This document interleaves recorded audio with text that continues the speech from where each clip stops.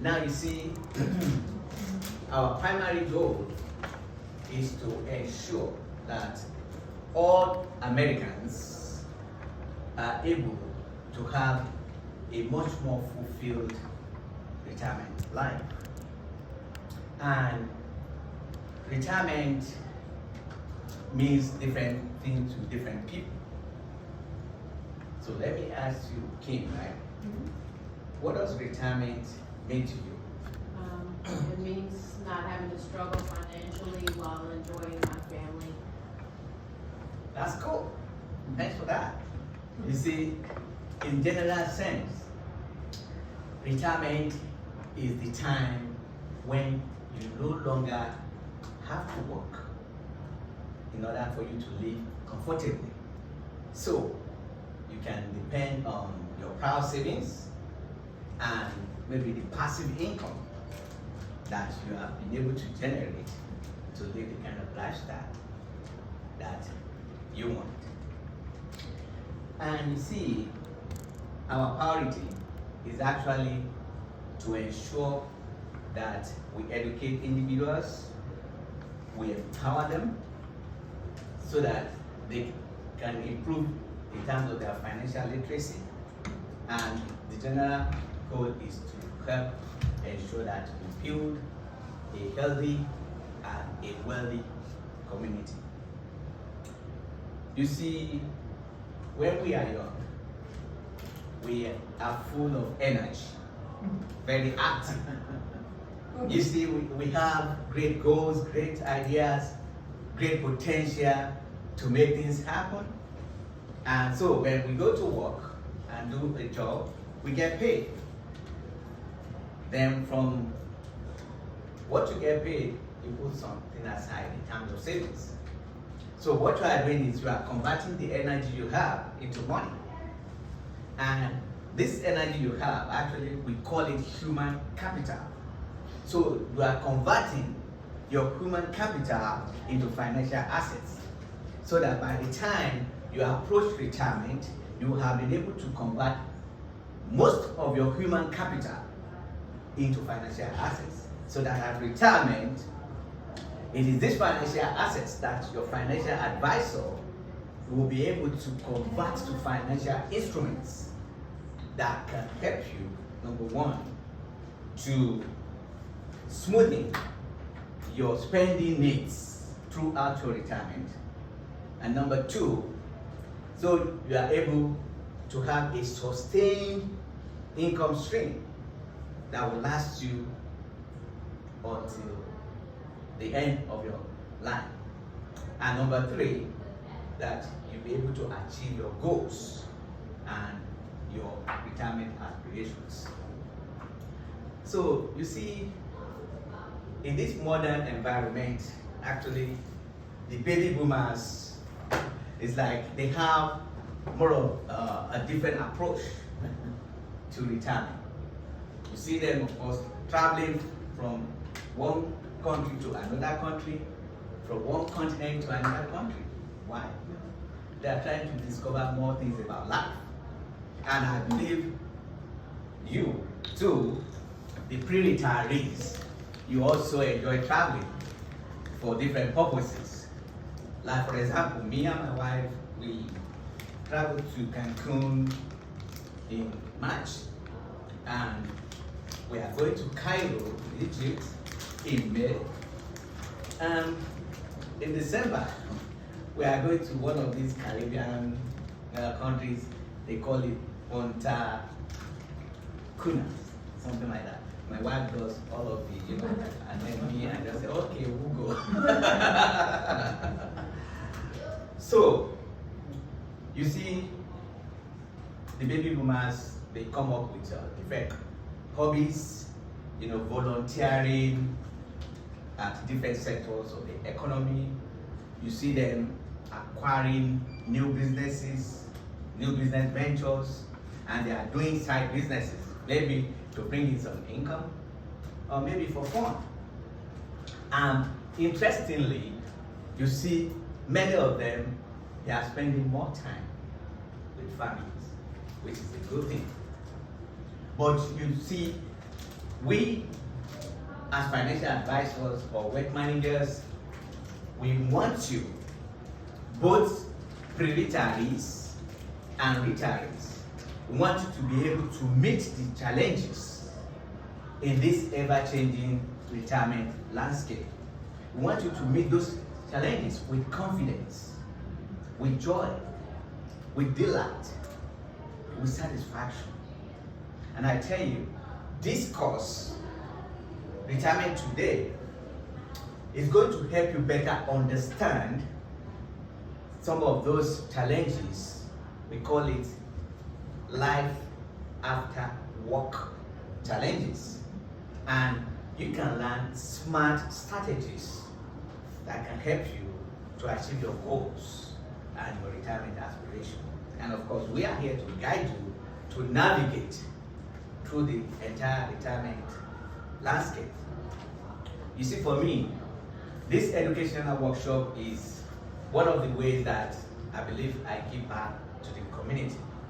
You know, educating individuals, empowering them, and helping them to build wealth. And invariably, we are helping to build a healthy and a wealthy community. I've been in this community for over 25 years, and I've been helping and empowering people, leading them into retirement and through retirement. I'm married with 3 children. 3 children. 2 of them are medical doctors, and 1 is a software engineer. And you see, when you look at my background, I actually have master's degree in business administration and a wealth management certified professional qualification. I am an investment advisor representative to Bluestone Capital Management. I'm a wealth manager and president of Guidelight Wealth. And I am a financial educator with American Retirement Institute. That's the sponsor of this class that we are in today. So I welcome you all. Now you see, this course, we are going to do it in about 90 minutes.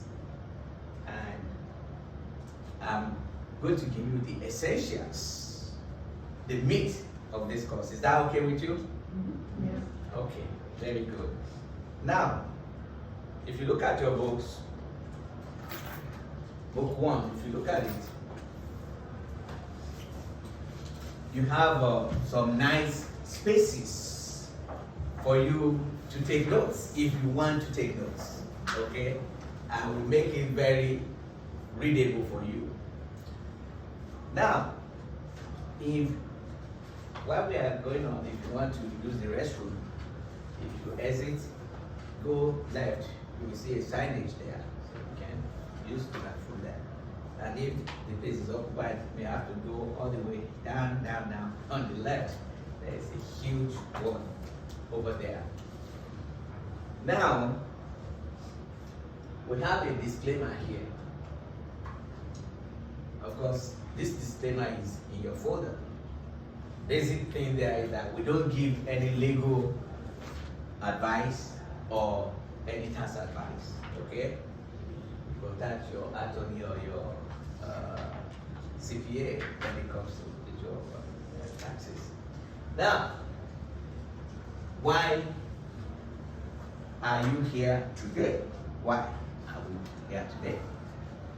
The goal is to gain a candid and unbiased view of a modern retirement. Let me ask you, sir, what's the name?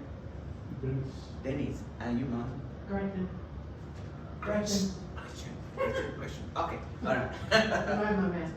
Okay, that's okay. Has to go. Okay, let me ask you, what made you to attend this class today? Well, I'm ready to retire. Plain and simple. No, and I want to learn about it and be guided into it, just to learn about it. That's cool. Yeah, that's good to know. Your name, sir? Tom Worthy. Too worthy. Too worthy. And yours? Okay, good. Too worthy. Let me ask you, what do you plan to accomplish today in this class? To learn about finance. I'm almost illiterate in the financial world, so Okay, you want to learn? Okay, very good. And Hi, I'm Judy. Judy, that's good. Now, tell me, what are your concerns? What to do with what I've already built to get, built over the years. Because I'll be due for, I reached full retirement age in January, this January. But I'm still hanging in, working because I was trying to meet my goal of 70 for Social Security, but I don't want to do that. So I'm trying to find out some different avenues to use. Okay, very good. I can assure you, all of you, all your concerns, whatever you want to accomplish today, and the reason why you are here today, I tell you, they reflect the topics that we are going to talk about. So your answers will be given. So we are going to talk about taxes, Social Security, life insurance, health care, long-term care, financial products, financial tools, retirement income planning, and what the Biden administration has in stock for you. Okay, so you see, in this modern retirement, there are fresh challenges that have actually changed the entire retirement landscape. And this includes interest rate changes, record-breaking market conditions and volatility, global debt, geopolitical shifts.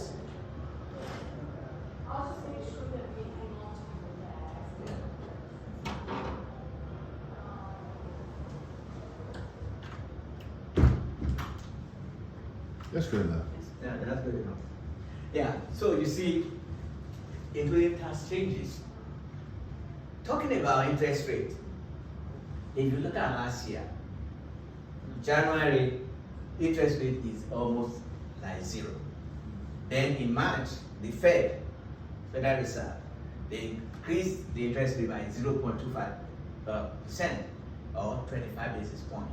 Then in May, they increased it by 50 basis points. From June to November, they increased it by 75 basis points. And you are wondering, why is the Federal Reserve doing this? In fact, if you look at the past 40 years, this is the time that they have the fastest increase in terms of how they increase the basis point. The reason why they do that is this. You look at inflation from January after the COVID, see the prices of goods, see gases. If you want to buy this, the price is like almost double. If you want to buy, even meat, just take a look at all of this. So inflation was going up. In fact, last year, inflation averaged 8%. The highest was in June, 9.2. And it is the job of the Federal Reserve to curb inflation, reduce it to an acceptable level, ensure that there is price stability. So that is why they have to increase it. That is the only way they can discourage people from buying. So they can bring down inflation. And right now, they've succeeded at least in bringing it down. As at March, inflation is like 5%. And you see, when there is increase in interest rates, it affects people and it affects the market. In fact, I want to tell you, it is interest rates that actually contributed to the fall of Silicon Valley Bank that you guys heard about, because they have the bulk of their assets in bonds, and when interest rates go up, what happens to bond prices? They go down, and they have large assets. So that's one of the things that actually affected them. In whatever you do, you need a good planner. You need to plan for most of these things. And you've been hearing about recession. Last year they said, oh, maybe recession is coming. And it's like there is a kind of a mixed signals. When you see the first 2 quarters of last year, the GDP went down. And whenever GDP went down consecutively in 2 quarters, that is automatic recession. That's now the old definition. So that no longer happens, because when you look at the unemployment, you look at all the leading indicators, like housing, all of these things, you see that it's like there is no recession, but we have signal that there's going to be a recession. So depending on what the Fed actually does, as far as interest rate and unemployment is concerned, because their job is to ensure full employment for all. So depending on how they tackle that, we may still run into recession, maybe in the next 1 year. So everything depends on how the Fed is able to tackle that. And you'll be hearing of the debt ceiling. You'll be hearing debate about how they want to increase the debt ceiling. That is the part of what you need to take into consideration when it comes to retirement planning.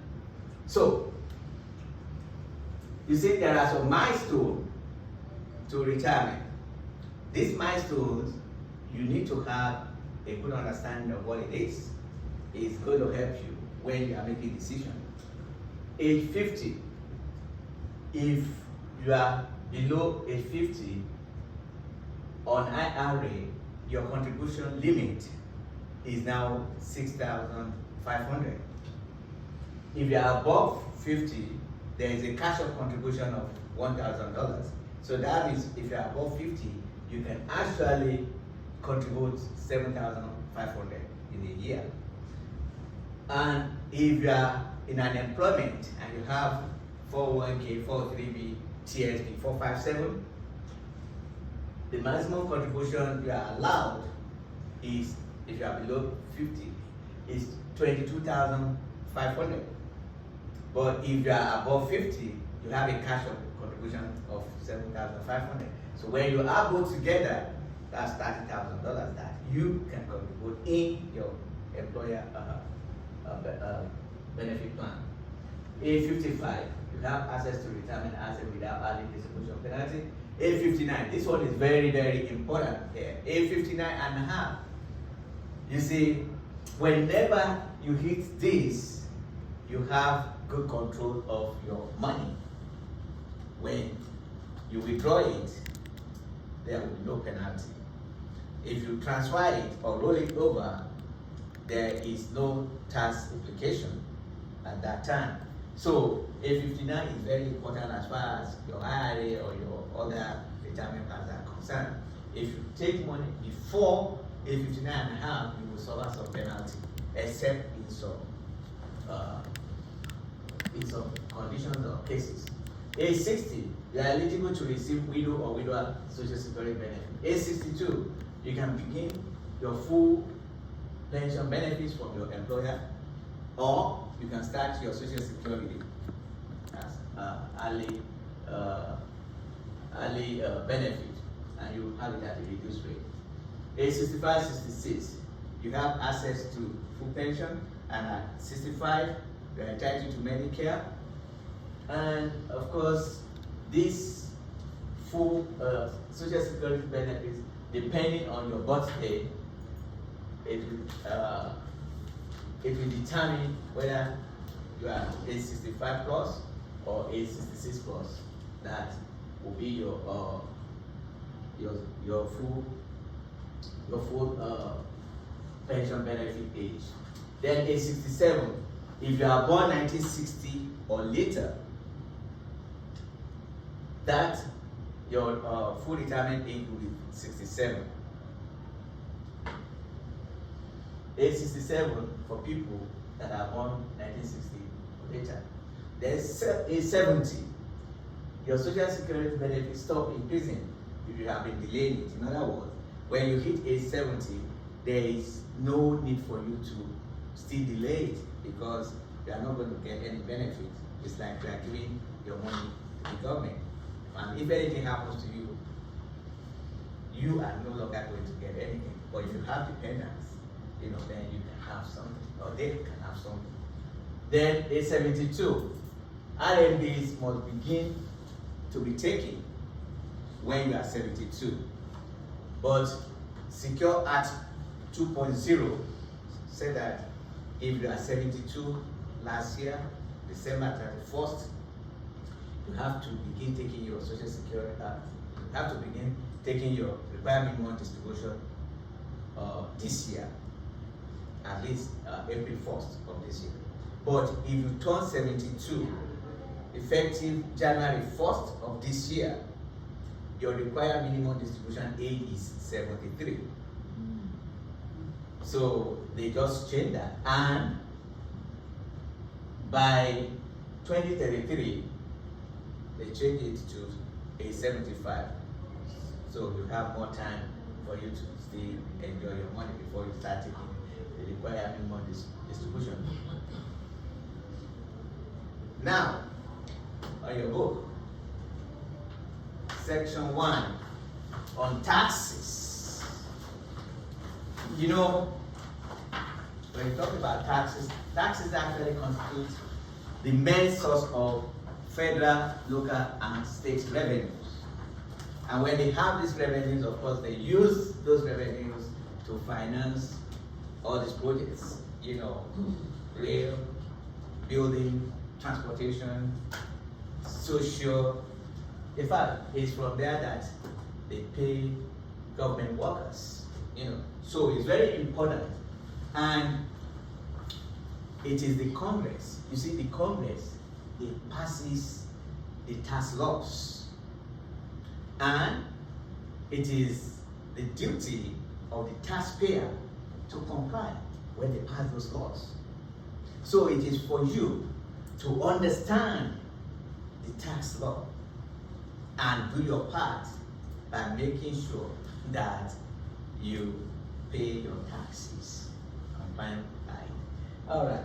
So this is the proposed tax changes in Biden's Green Book. When they say Green Book, that means they are going to get it done. Okay, Green Book.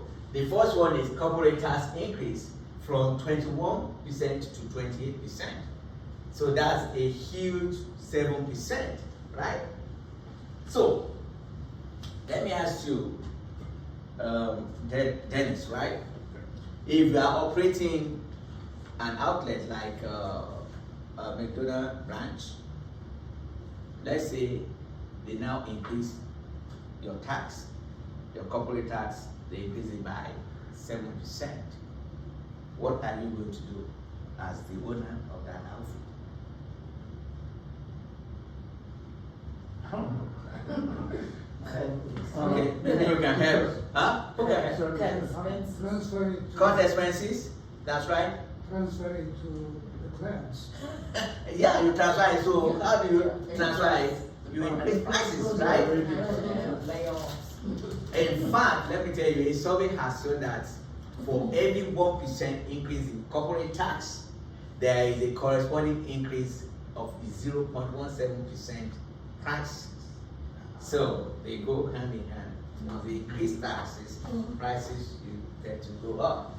And then they are going to increase top marginal tax bracket. Right now it's 37. They're going to increase it to 39.6%. In other words, by the time the Trump tax cuts and Job Act expires, who actually knows when Trump tax cut is going to expire? Anyone? When in 2025? December 31st.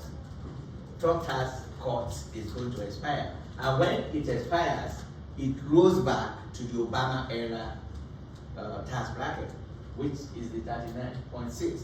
So what they are trying to do is to effect this even before it expires. Okay. Then increase capital gains and qualified dividends for people that have income of over 1 million. Usually they are being taxed at capital gain of 20%. But now that is going to increase to about 44.4% because they are going to tax it as an ordinary income. And the highest is 39.6, and then there is a surcharge of 3.8. So when you add 3.8 to this, you get 44.4%. Then they are trying to eliminate the step-up basis. Anyone knows who the step-up basis is? Anyone? Okay, let me show you this. You know, assuming your parent bought a house for 200,000, and then say 20 years ago, okay, and he passes and pass it to whoever is inheriting it, maybe his son. Okay, now the house value is now 400,000. What happened with the current tax code? The beneficiary will now inherit this value. So his cost basis will now be 400,000 instead of 200,000. It will be as if he bought it at 400,000. So if he sells it at 400,000, there will be no tax, right? Because there will be no gain. You get that? But now, if they remove the step-up basis, what it means is whoever is inheriting this will also inherit the cost basis. So that this is now your cost. If you sell it at 400,000, you will pay tax on the difference. That is what they are trying to do. But it's still on. Right. Now, these are the gray areas. When we say gray areas, that means, we are not really sure whether they are going to do it or not. Inheritance taxes. Most states have done away with inheritance taxes. In fact, it's only Maryland that even has 2 inheritance taxes. Only Maryland. They have the estate tax and inheritance tax. Then alternative minimum tax. This one is actually the tax for wealthy people. The alternative minimum tax and the regular tax that we ordinary people, they run parallel. They run parallel to one another. And when your CPA does your tax, if they do the alternative minimum tax for you and they do the regular tax, whichever one is higher, that is the one you have to pay to the IRS. And then there is a wealth tax. This wealth tax is actually being proposed by Senator Elizabeth Warren and Bernie Sanders. They are saying for people that have assets over 50 million, they should pay 2 cents on the dollar. That's 2% tax. If you have well over $1 billion, you should pay 6 cents on the dollar. And if that is accepted, actually, they are going to raise about $2.75 billion in 10 years. Then on realized capital gains, when you buy a stock and you sell it, let's say you buy it let's say $10,000 in January. By December, let's say it appreciates to $15,000. How much is the gain? $5,000. If you don't sell it, you are not going to pay tax, right? The reason why you are not paying tax is because the gain you have has not been realized because you have not sold it. If you sell it, then that 5,000 we call it realized gain, and and then you pay tax on that. So you have unrealized gain. You are not supposed to pay tax, right? But they are looking into how that unrealized gain can be taxed. Yeah, they are. Yeah. Then investment tax. This one is the net investment income tax. This is a surtax. The surtax of 3.8% that we talked about earlier.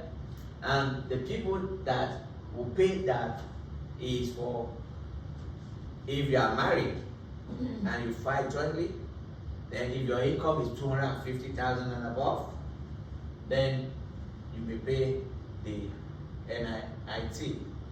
But if you are single, you pay, your threshold is 125,000.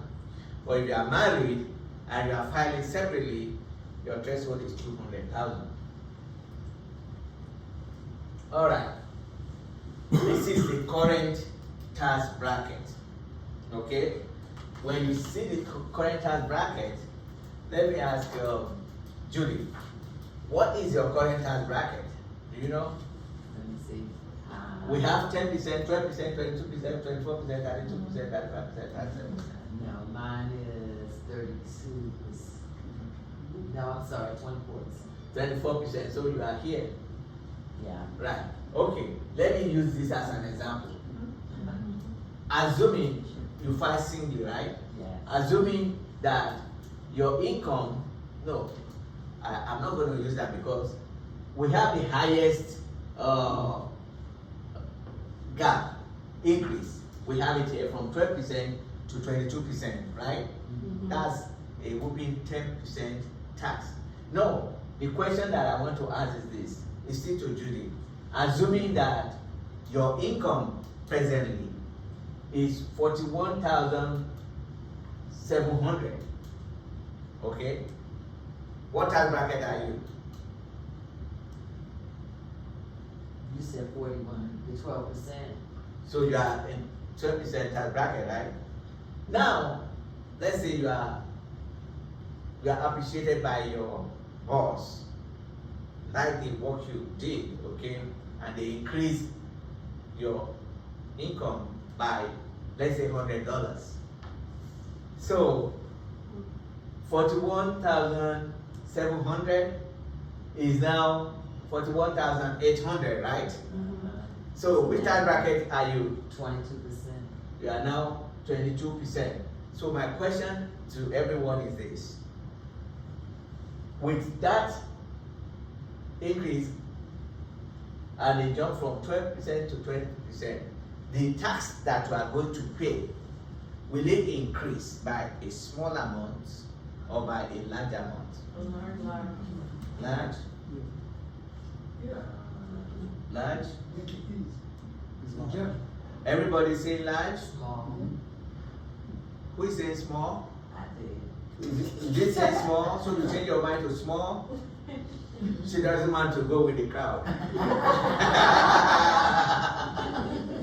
All right. Actually, it's by small amounts.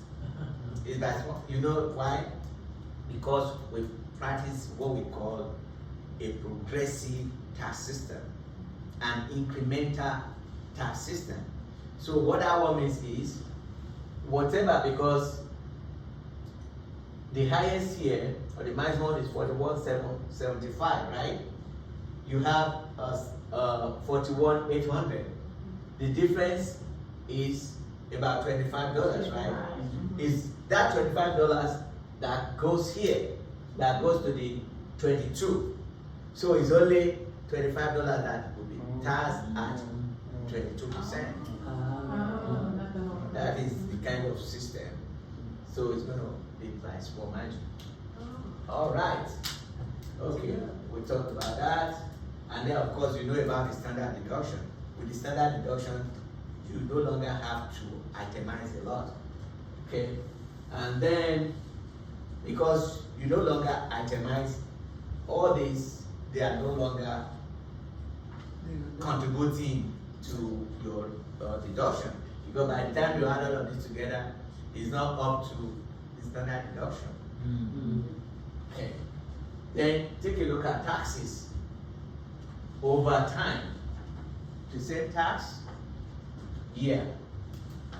See, there is a time that the tax rate in 1941, 94%. So, tell me, 94% Kim, right? If the income tax rate is 94%, how much work would you like to do? I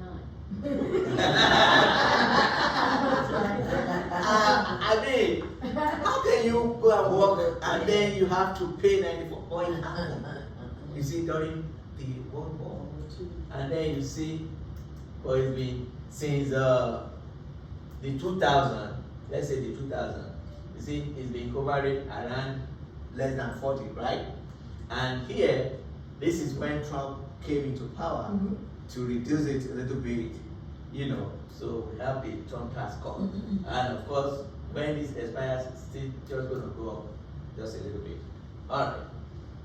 Taxes and the type of taxes that you usually consider, like ordinary income tax, capital gain tax, and then the Social Security tax.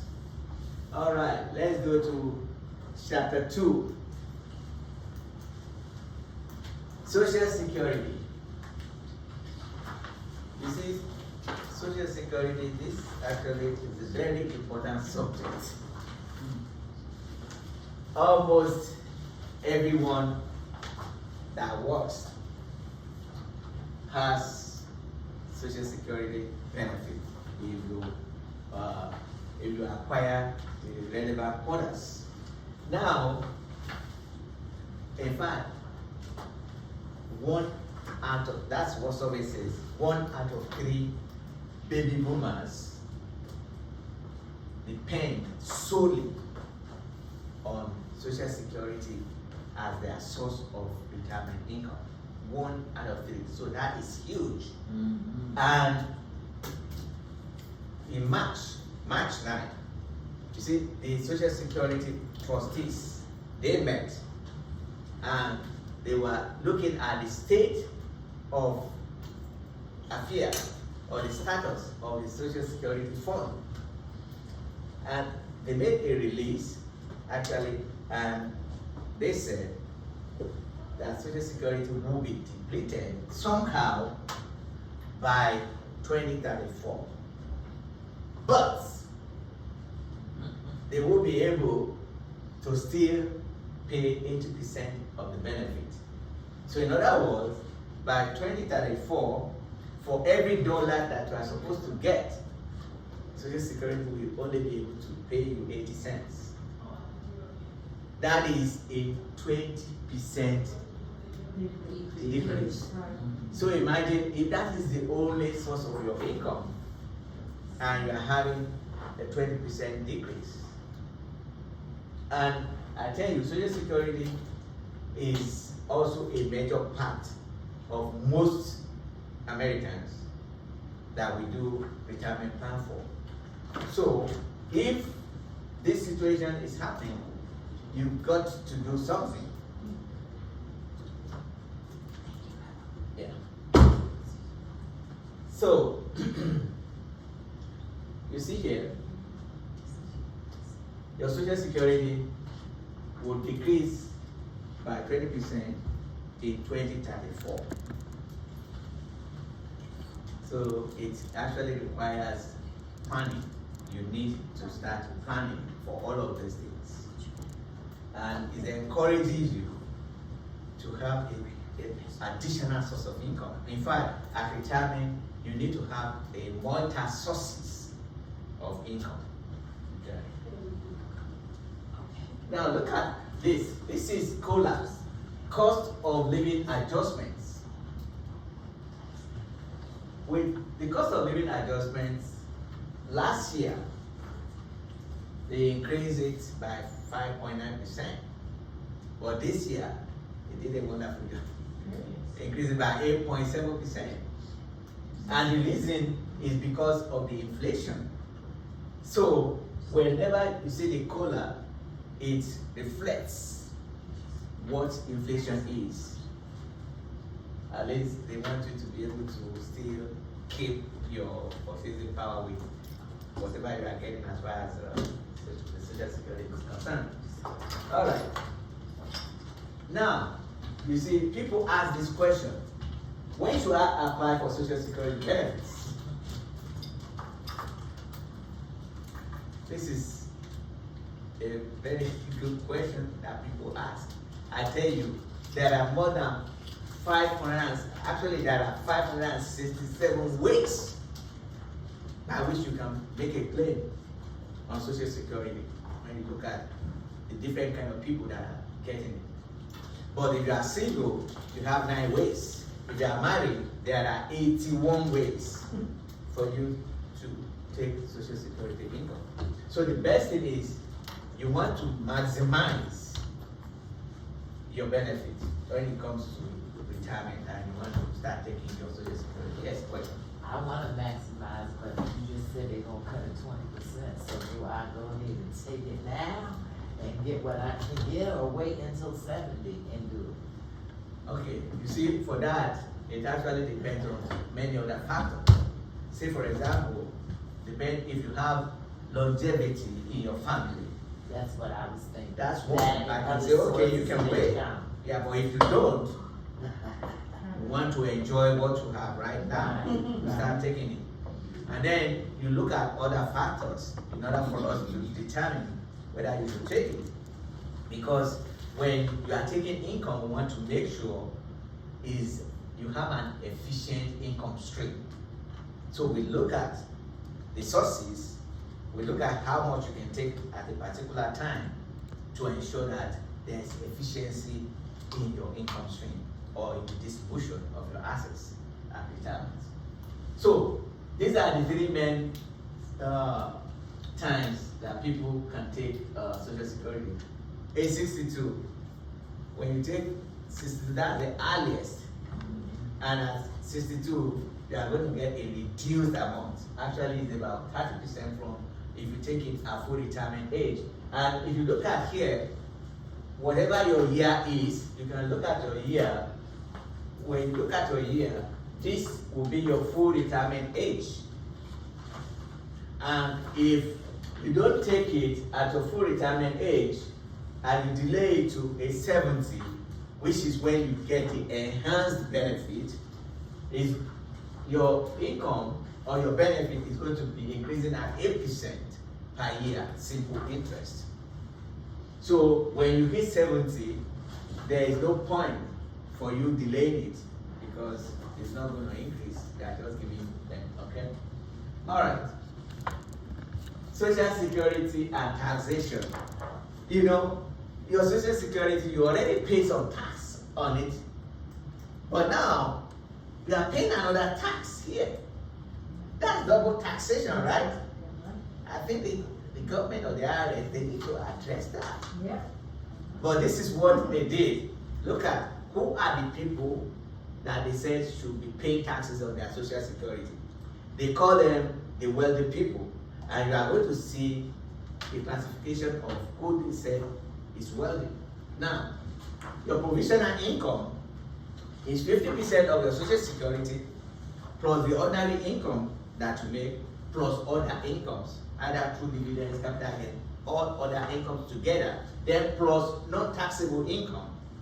Who can tell me the kind of non-taxable income that they are referring to here? Anyone?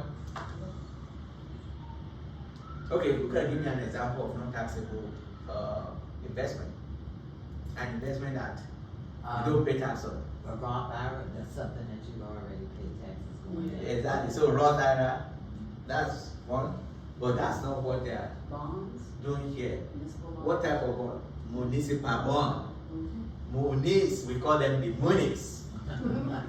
You see, the munis, they are very good product for the wealthy people or people in high tax bracket, because when you invest in municipal bonds, you don't have to pay federal income taxes. So they are like tax exempt. So, and then the IRS and the government, they look at it, okay, how can we get them? Let's include this. So they include this in the calculation. So now, the IRS now have a threshold that if you are above this threshold, you are going to pay some taxes on your social security, and they call these people the wealthy people. Now, I want you to see who are wealthy and should pay taxes. Look at it. For a single filer, if your provisional income is 25,000, 50% of your social security is taxable because they classify it as wealthy. Yeah. So, if that income is up to $34,000, then you pay tax on 85% of your social security benefit. But if you are filing jointly, if your income, your provisional income is 32,000, 50% of your social security, whatever amount is taxable. And if it's 44,000 and above, 85% will become taxable. Now, let's take a look at this example. See two families here, family A and family B. One family is paying taxes. The other family is not paying taxes. And they are having the same income. Why is that? Because of provisional income. And because of how the sources of income come in. That is the part of the planning that I'm telling you about. See, family A here is withdrawing 40,000 from their IRA. They are withdrawing $10,000 from their social security. When you add the two together, that's 50,000, right? Now, based on the formula of provisional income, 50% of this is 5,000. Then their other income is 40,000, right? So when you add these two together, you have 45,000. This is above Right. the 44,000. So 85% of their social security will become taxable, right? So 85% of 10,000 is 8,500. They are at 22% tax bracket. So they are paying tax of 1,870. But family B is taking 10,000 from IRA and 40,000 social security income. 50% of this is 20,000. Other income is 10,000. Total provisional income is 30,000. It's below the 30. So they pay 0. So the question is still retirement planning. You need to plan and save. Now, for those that are wondering, if I start taking social security and I'm still working, what is the effect? This is what happens.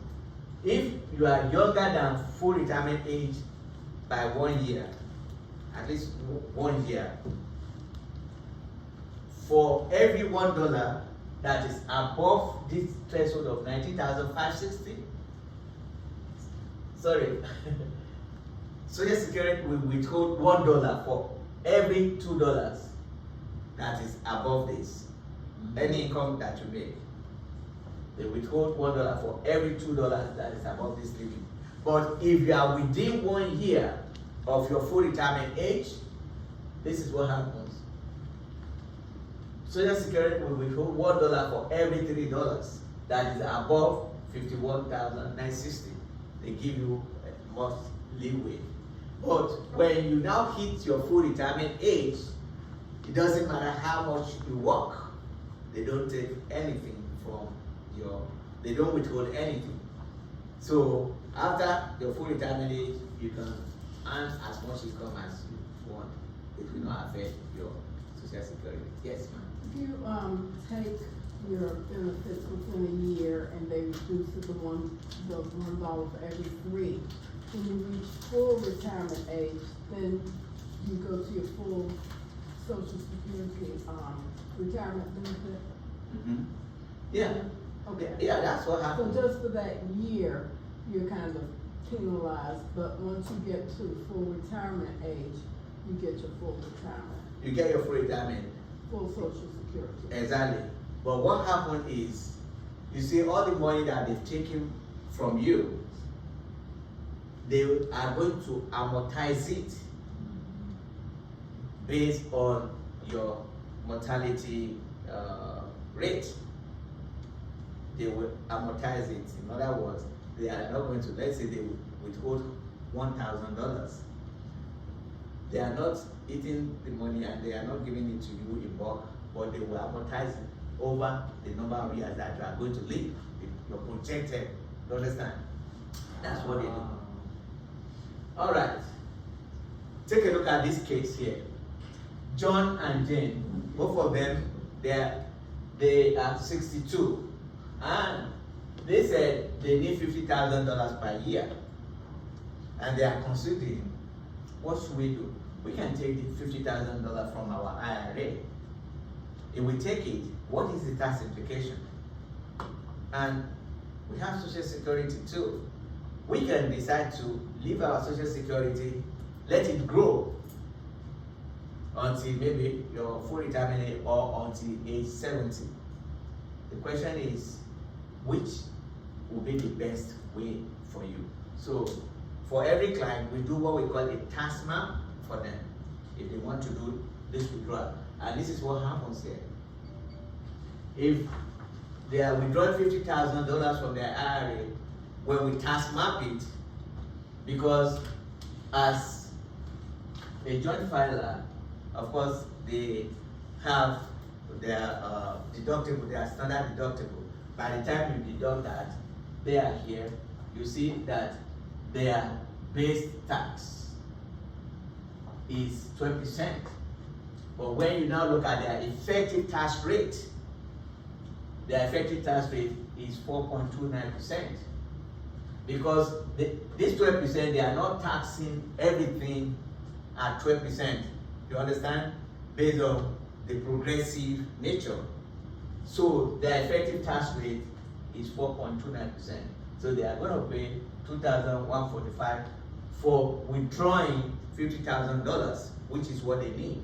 Now, when we look at it, how about if you take $35,000 from your Social Security because you are entitled to it, and you take $15,000 from your IRA, that's the $50,000, right?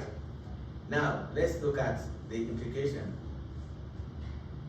When we tax map that, this is what we have. They are going to have a 0% tax. If they withdraw $35,000 from their Social Security and they only take $15,000, that $15,000 will be at a 0% tax. So the question to you is this: for this income, would you prefer to pay 0% or 4.29% to the IRS if you are withdrawing? 0%. You prefer which one? 0. Right. This is the part of planning. Know where to withdraw money and how much to withdraw. This is what this one is just telling you. All right. Chapter 3. Healthcare, long-term care, and life insurance. You see, our health is very important. You need to take care of your health. Health is wealth.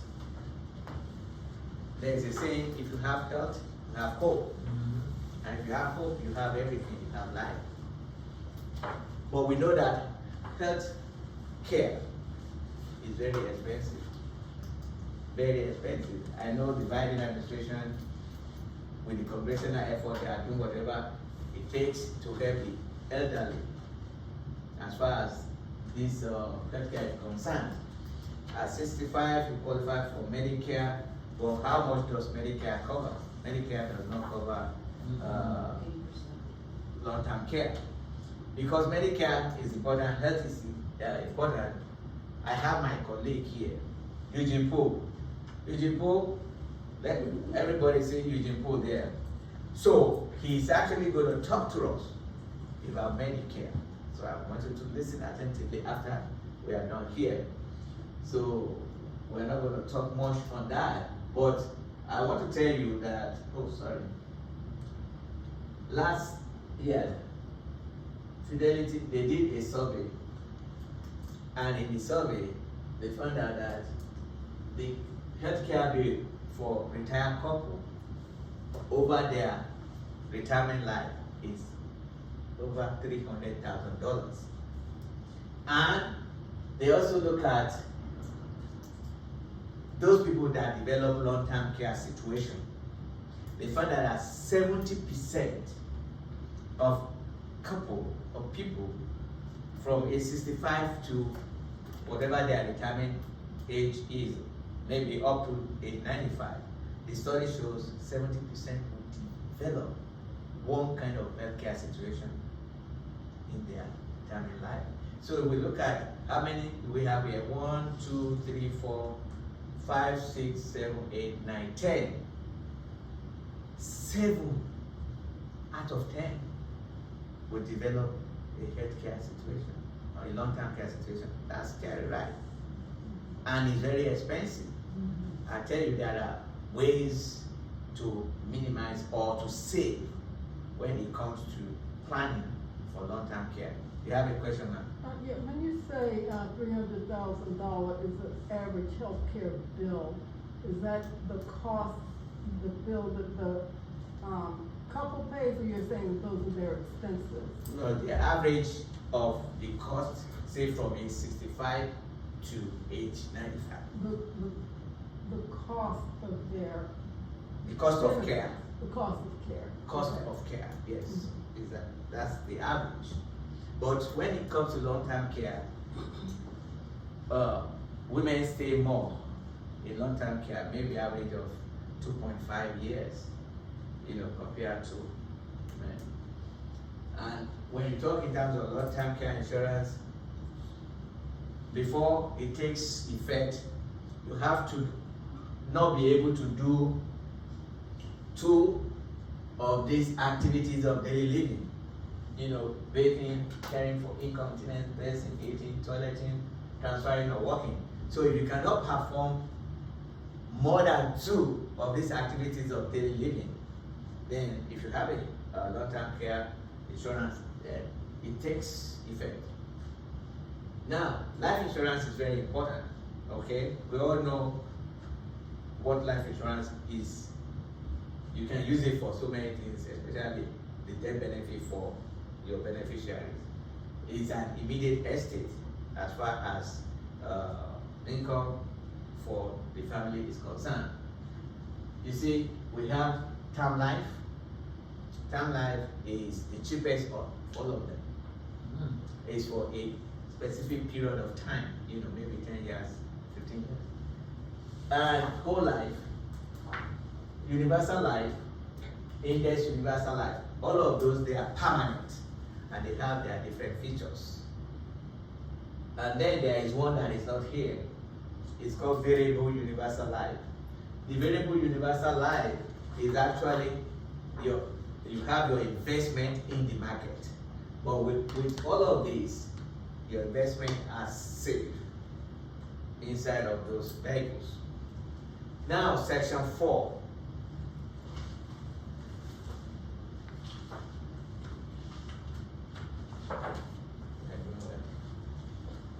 Now, section 4, income plan. Hey, tell me, where is the income coming from? Those incomes, will they be sufficient throughout lifetime? Will you run out of money during your retirement? What are the threats and the risk that you have in retirement? So, we are going to talk now. These are the common sources of income, maybe from your defined benefit plan or pension plans, from your defined contribution plans, IRA, social security, annuities, dividend, interest, rental, properties, real estate, etc., or royalties. So, and the good thing is, you want to have different sources of income at your retirement. It's very important. And these are some of the common risks in retirement. Longevity risk. People are living much longer these days. So because we are living much longer, you need to plan for a longer period. That means you need more money, right? And you need to be wise. You need to be smart with your investment. Inflation risk. Of course, we know about inflation risk. Reduces the purchasing power. Market risk, tax risk, health care cost risk. With healthcare cost risk, you know, healthcare cost, this is one of the causes of bankruptcy in this country. You know, too much people cannot afford it. And relationship risk, maybe loss of spouse, loss of someone in the family, and then sudden change risk. You know, some disaster could come, nobody knows, you know, like those kind of earthquakes, or, you know, there's some kind of, so people just need to plan. Now, this is one of the threats that we want to talk about here. It's called sequence of return risk. This is in relation to your retirement and your investment. You see, this risk is within what we call the red zone in retirement. How many of us like football? Oh yeah, we have some football lovers. You know what they call the red zone in football. You know, when the offense is going and they are able to penetrate into a 20-yard line of the defense. That area is called the red zone. It can become awkward and people can score goal against the defense. So, in retirement, we have the red zone. The red zone is 5 to 10 years before your retirement and 5 to 10 years after your retirement. You want to make sure anything that happens within this zone can determine if you are going to run out of money or not. So we have an example here just to show you. You see, this is a no strategy. When we say no strategy, it means your money or your retirement assets is just sitting where it is. You know, maybe your 401k, your TSP, your 457, your 403b, they are sitting there, right? It's in the market. Now, this is just an example from 2000 to 2012. See what happens in the market and how it's affecting this family here. This family has $1 million, okay? And this is the investment. If there is no withdrawal, if they are not withdrawing anything, so at the end of 12 years, it's going to have about 1.05 million, okay? This guy here has a strategy. And the strategy here is that he protects the downside. In other words, if the market goes down, he does not participate in it. And the trade-off is that if the market goes up, he can only take a portion of the upside. So in this strategy, he only takes 50% of the upside. So you see, when the market goes up 26.38% here, he gets only 13%. He's getting 50% in return for the protection that he's getting. So at the end of the day, after 12 years, this guy has 1.7 million. But this is actually not what I want to share with you, but just to know that you can protect your assets. Now, if you are now in the red zone and you start withdrawing, okay, I want you to see the effect that is going to take. This family will be taking, they said 5% of the money that they have accumulated. They said it's enough for them. 5% is 50,000. So they want to be living on 50,000 every year. Look at what happens. They are taking 50,000 and this is what happened.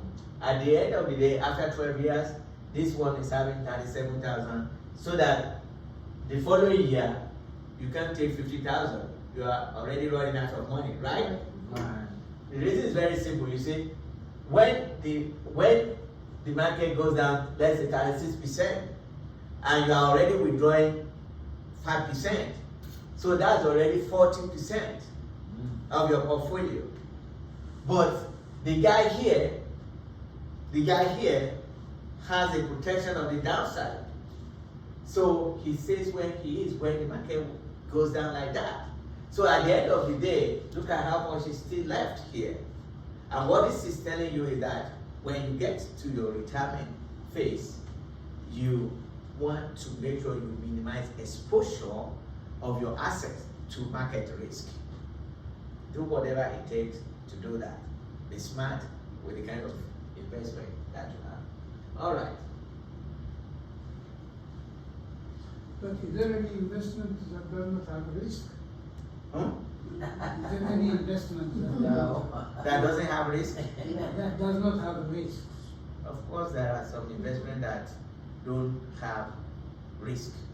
I mean, The risk, when you determine risk, means you don't lose your principal. That's the type of risk. so Yeah. you're paying off. Yeah, yeah, there are some But investments. it won't appreciate. You want to participate also, you know. Yeah, of course, according to Harry Markowitz, the more risk you take, Yeah. the more your chances of gaining something. So you have to have a reward for the type of risk that you can take. If you take low risk, your reward will be low, right? But if you take high risk, your reward can be high. But at the end of the day, you could, so. All right. How many people have heard about RMD? RMD, okay. RMD, require minimum distribution. Yeah. You see, the require minimum distribution, let me just quickly explain it. You see, when you are putting money away into your 401k or 403b or your IRA, you are not paying taxes on it. The tax is deferred.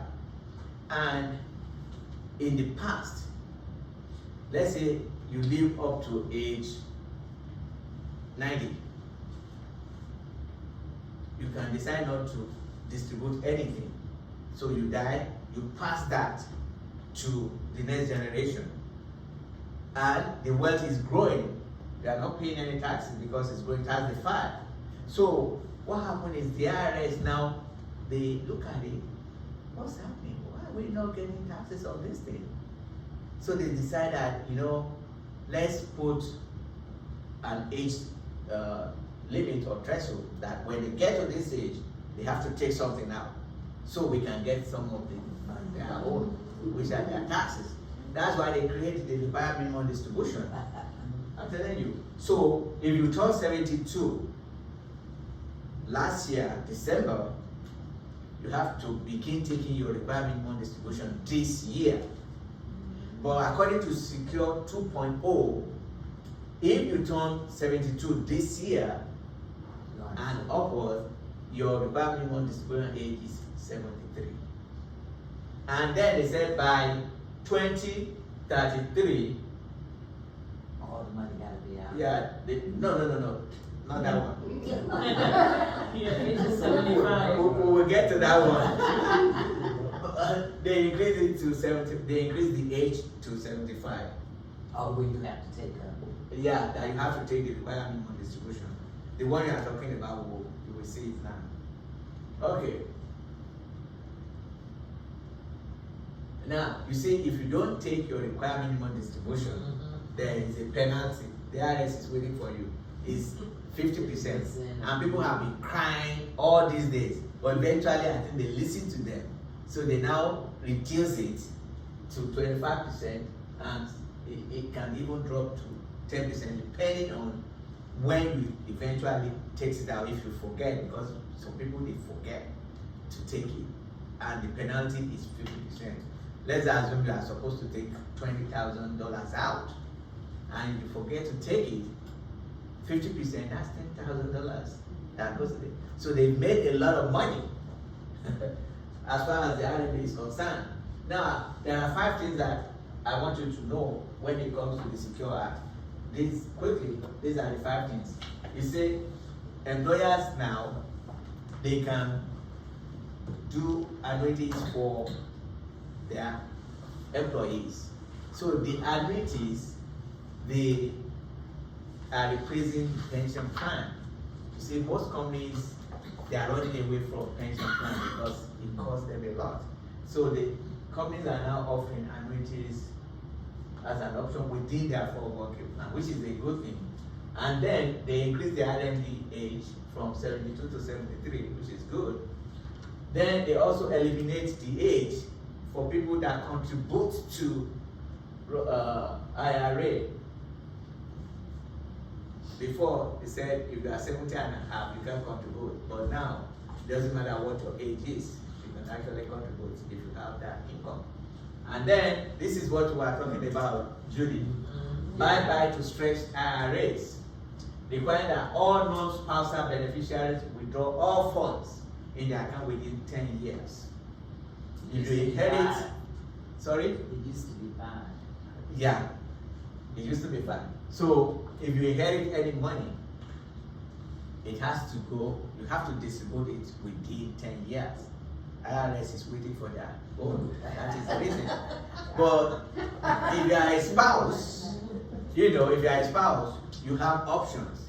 Right. You can roll it into your own, so, or if you are a child, depending on what your age is, they can leave it until you become matured, age maybe 21, and then from then it's going to be 10 years. Or if you have some cases, maybe the person is chronically ill, they have other option. They will allow it to go longer than 10 years.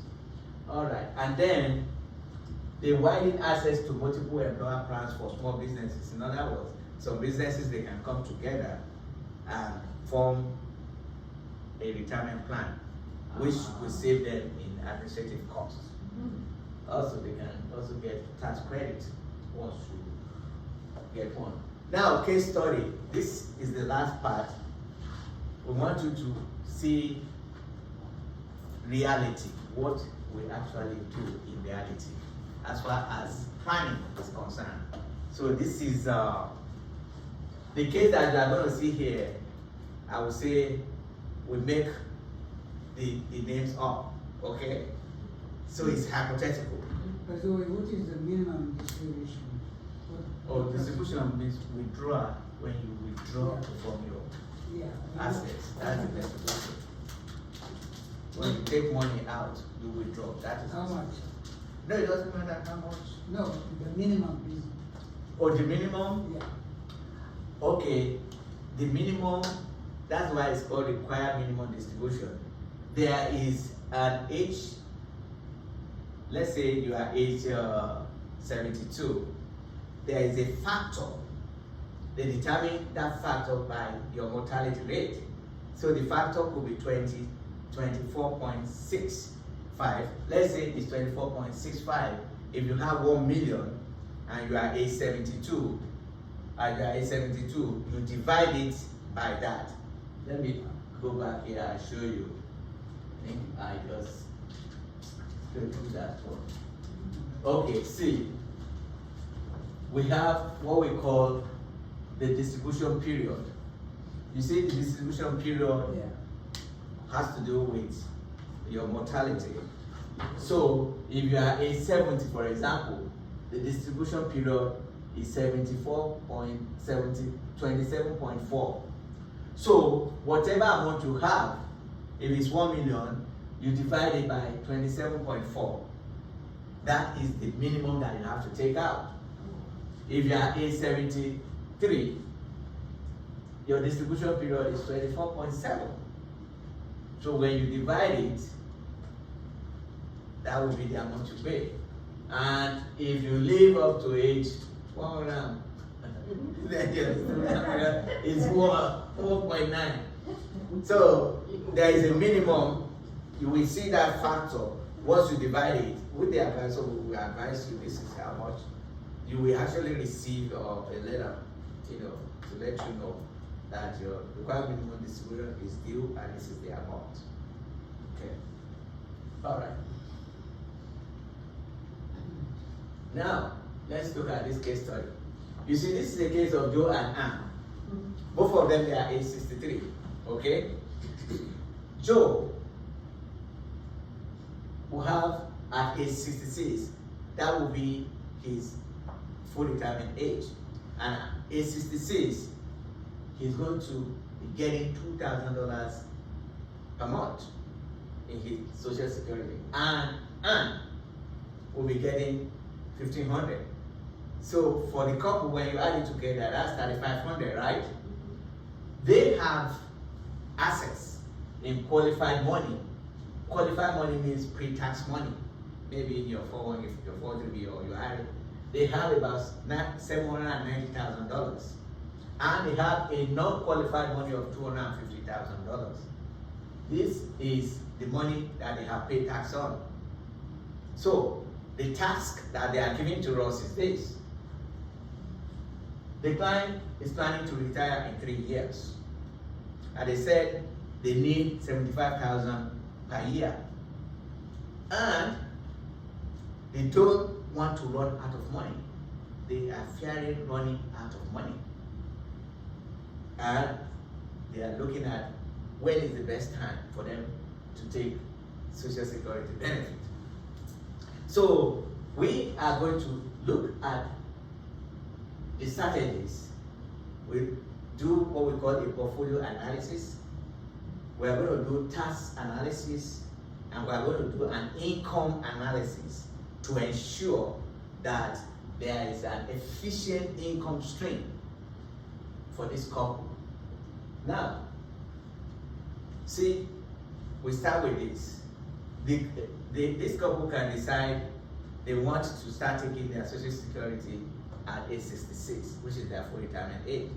If they do that, it's $3,500 per month. Or if they wait till age 70, the thing is going at 8%. So by the time they are age 70, they are going to be getting $4,620 per month. So the point is, if they do this, what it means is that they don't have the Social Security income. So during that period, their income will be small because there is no Social Security income, right? So that is the period that we can do what we call an IRA spend down method. If we want to convert IRA to Roth, that is the perfect time for you to do Roth conversion when you have lower income, because with lower income you have lower taxes. So you want to be able to do a Roth conversion at the least possible taxes.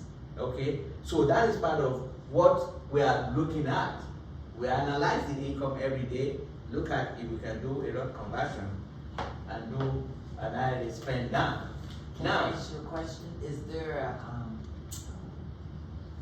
a certain age that you have to be in, or is there an age requirement when you can do, if your income goes low and you want to convert? Is there a minimum age, or no? You can do it at any time while you're retired? No, you can't do it before you're 59 and a half. Yeah. If you do it after you're 59 and a half, yes. You can do it anytime. Yes. I got you. Yeah, because there will be a penalty. Yes. When you're deferring your Social Security, that doesn't, you can still get your Medicare at 65? Oh, sure. Okay, but then you have to pay it out of pocket. Yeah, you can pay it out of pocket. Okay. Yeah. Okay. Because Social Security would cover that. Exactly. Now, you see, this is the portfolio that Joe and Ann has. And what we use in analyzing the portfolio is called a Monte Carlo analysis, where we perform 1,000 simulations to find out if what they are doing, their current plan, if it's going to be successful, and what will be the probability of success for the plan that they have right now. So in the Monte Carlo analysis, we make use of various random variables, which include the return on investment. You look at the return characteristic of the portfolio, you look at the standard deviation of the portfolio, and then we look at the correlation of the assets that is within the portfolio. You can see in this portfolio that they have is more or less balanced. It's looking like what Harry Markowitz did actually in 1952. It's balanced. And you see, they have like 30% in fixed income. They have about 30% in international equity. They have about 60% in US equity. So when you look at this, I think they are doing a good job, right? It's like they have a good diversification. They diversify according to geography. They diversify even according to with different sectors of the economy. But you see, when we run the analysis, the Monte Carlo analysis, Joe Annan has 51% chance of retirement success. And what this work means is, out of 1,000 simulations that we did, only 510 of those simulations will Joe and Ann be able to be successful in their retirement. So 490 times out of 1,000, Joe and Ann will run out of money. So the question is, when we see this, what can we do? Now, we say, because you can look at the modern way of investing. Say we now use what we call a tactical management to manage this portfolio. With tactical management, you see, your financial advisor will do a lot of trades within your portfolio very often. And when that is done, this is what happens. We are able to, with tactical management, we are able to bring the success probability up to 89%, which means 890 times or cases of the simulation, Joe and Ann will be able to succeed in their retirement. And during that time, of course, they can leave a sizable amount to their heirs. But in 11% of cases, they will run out of money. So they still have that window. So we now say, okay, what can we do to improve this? We now look at generating income from this. How can we generate an income stream from this portfolio in an efficient manner that will improve the probability of retirement success? So we look at, if they live, they wait up to age 70, okay, their monthly income will be 4,620. Multiply that by 12 is 55,440, right? They need how much? 75,000 per year. If you subtract this from this, they have a shortage of about $20,000. So that $20,000, the question is, how can we get the most out of their portfolio in an efficient manner so that this guy or this couple can live without outliving their income? So this is what happened. We now incorporate the income plan, and we use one of these fixed index annuities that can generate a very good income. When we did that, this is what happened. You incorporate the income plan with the tactical management combination, and this actually brings their probability of success to 100%. Now, the question is this to you. With their current scenario, 51%, that's flip of the coin, 50-50 chance that they are going to run out of money. With the tactical management of the portfolio, they have about 89% chance, which is also very good. Actually, 85% is what, at least 85%, that's what we recommend. And when you combine the income plan with one of the modern ways of managing money, with tactical management, we get 100%. So which of these will you go for? 100%. Huh? 100%. 100%. Okay, that's nice. Now let me just give you one example. Assuming you want to travel to Canada, okay, and you want to go by United Airlines. Your name? Dernies. Denise. You want to go by American Airlines. You are already packed. You know, you already called them. You are going to take this flight, blah blah blah. You know, they are waiting for you. And as you are going, the pilot now announces, "Welcome everybody," and he says, "This aircraft has an 89% chance of getting to Canada." What will you do? Donis, what will you do? Oh, probably get off. I mean, you probably get off and they say 89%. Oh, Right. man. Okay, all right, very good. Now, let me tell you this. We have what we call a complementary financial lab, okay? This financial lab is actually a meeting between you or you and your spouse, with me or one of my staff.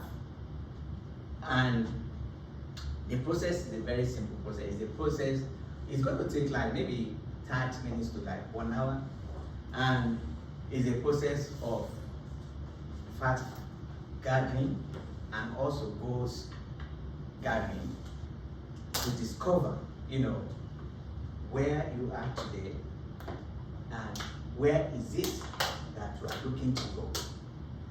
And knowing that, you know, the challenges that you have right now while you are approaching retirement, they are different than the challenges that you have when you are already retired. Because that income that you are getting is no longer going to be coming from your employer.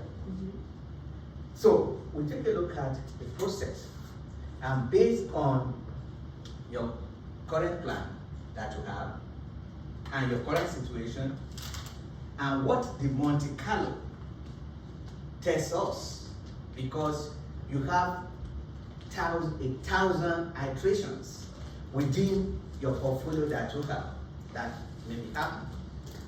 So the question is this: when we take a look at the income analysis, we take a look at the tax analysis and the portfolio analysis, the question is, are you taking an efficient amount of risk in your portfolio that you have?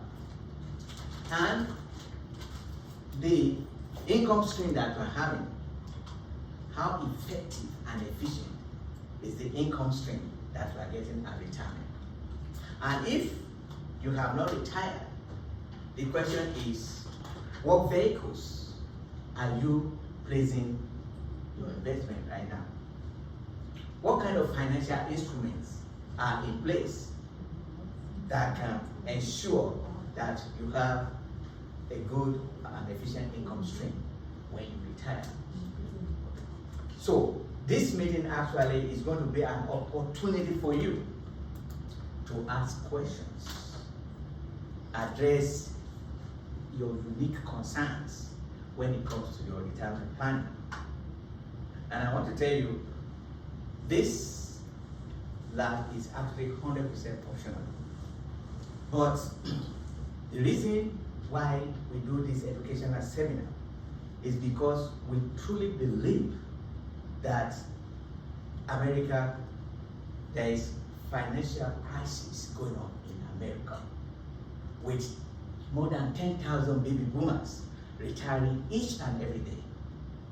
And our goal is to help to ensure that we improve the financial literacy of both pre-retirees and retirees in our community.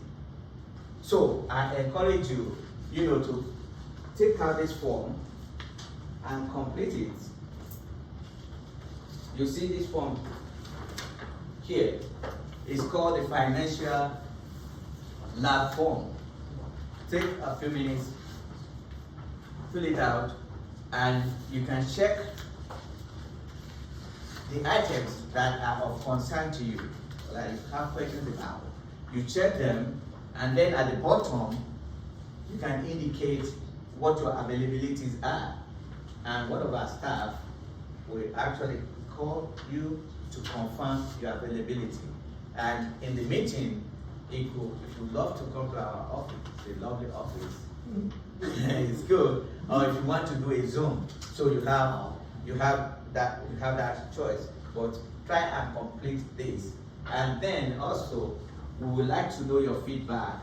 There is also a green sheet there. We want to see how we are doing and how we can improve on ourselves. So as you do that, Jacqueline, one of our staff here, is going to go around to collect those forms from you. So I really want to thank you all. And I'm going to give the baton now to our medical specialist, Eugene Poole. Thank you so much. Thank you. All right.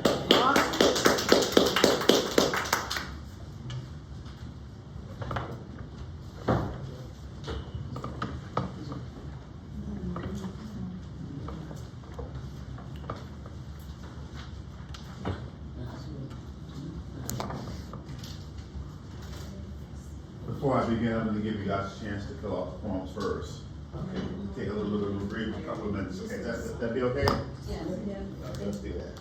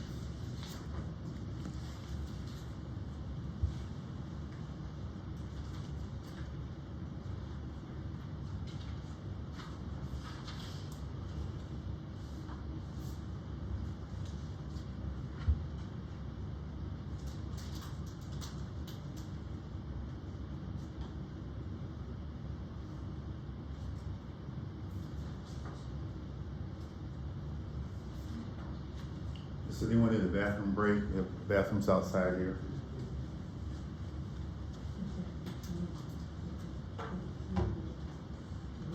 Take one of these.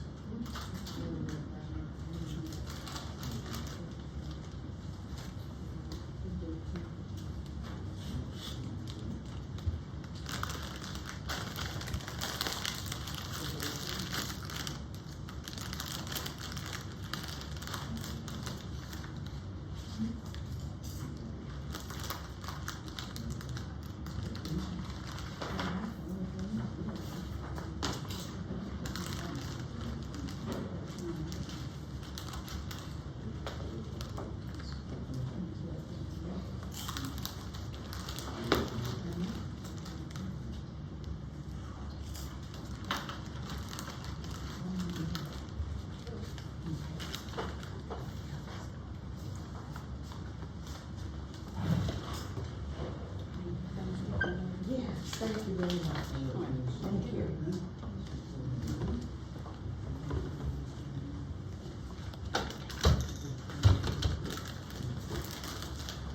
you guys leave? I'm gonna have to leave, yes. Okay. Getting dark on me. All right. Thank you.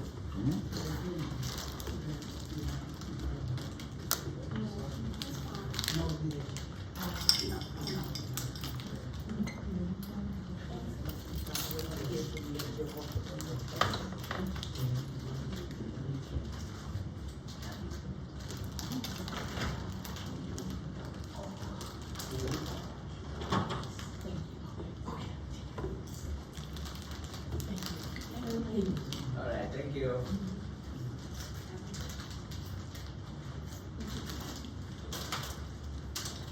We'll be starting in a few minutes, it won't be long.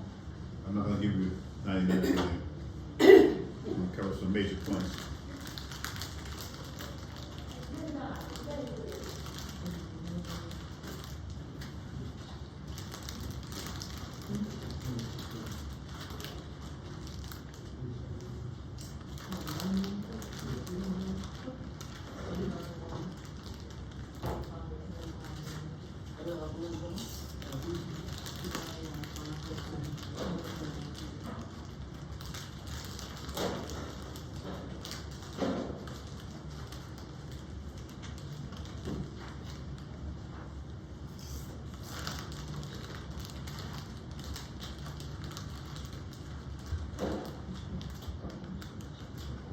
Math was a PowerPoint.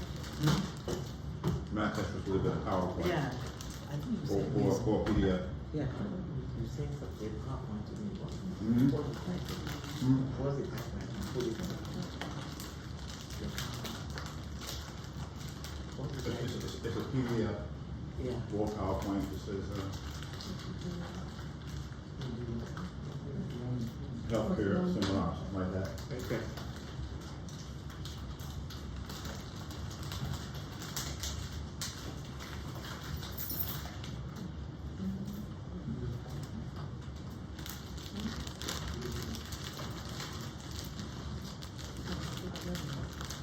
So you raise your hands when you're ready for me to start, guys? Show of hands, ready for me to start? Okay.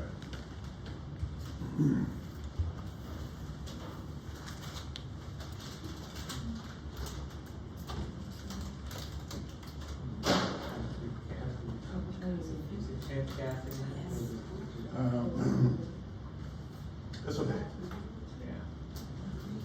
Okay, good evening, everyone.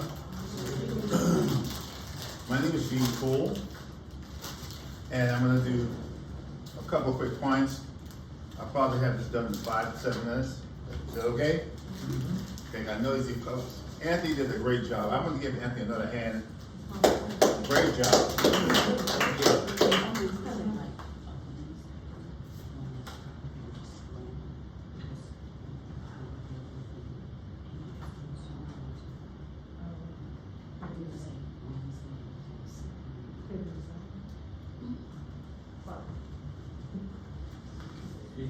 Yes. Mhm.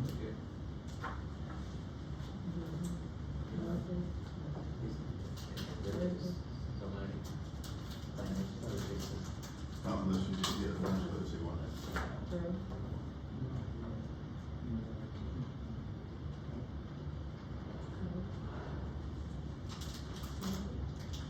Okay, let's see that one here. Okay. So guys, what I'm gonna do, I'm gonna talk about something that's really, really challenging in healthcare. People are very, very confused. And Medicare limits how much I can say about Medicare because it's so complicated. They want us to do it on a one-on-one basis. I'm gonna give you kind of like a high-level issue about Medicare in general. And I'm gonna cover a little bit more about the Affordable Care Act. Is that okay? Just a couple things. So as I said before, my name is Eugene Poole, and I've been doing health care for 43 years. I was a sales manager at Care First Blue Cross Blue Shield. Ever hear of them? I trained 1,000 brokers in health insurance. How to do health insurance for companies, corporations, government agencies, and for individuals. So I've been doing that for 43 years. Now, also in my background, I, like Anthony, I also have an MBA. I have a second master's in cybersecurity policy. I have a certification in the Affordable Care Act, which is recognized in all 50 states, and I'm licensed in 21 states. So I've been around a while.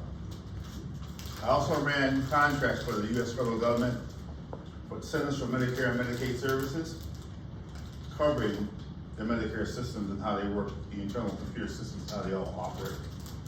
So what I'm going to talk about, just a few quick key points that you have to remember about the whole system. How many people today right now are currently on Medicare? Medicare. Okay. So here's what happens, because there's certain things you cannot forget. The best way for me to tell you something complicated is to tell you a quick story. Okay? Medicare came into existence in 1965 when Lyndon Baines Johnson's War on Poverty. And the reason why the War on Poverty came into existence was for two main reasons. One is that in our country we have something known as the working poor. You work every day, but you simply don't make enough money. Okay? You just don't make enough money. So they established in 1965, under Title 18 of the Social Security Act, Medicaid for people that have low income, and they established Medicare for people who are 65 and older who have health expenses that they cannot pay. So Medicaid was for low income, and Medicare was people who are 65 and older. Because what's happening is that you could live a good life all your life, pay your bills on time, get your kids in school, college, do all the right things, and then you hit your 60s, and all of a sudden, you're living on the street. You don't have enough money to live. You can't pay the medical bills. And you don't know what to do because now you're living on a reduced income. And the bills are sky high. You see, because you have a 70% chance that you will have a medical condition of one type or another. Even if you eat all the right foods, even if you exercise, even if you do everything perfectly, you still run into it at some point in your life.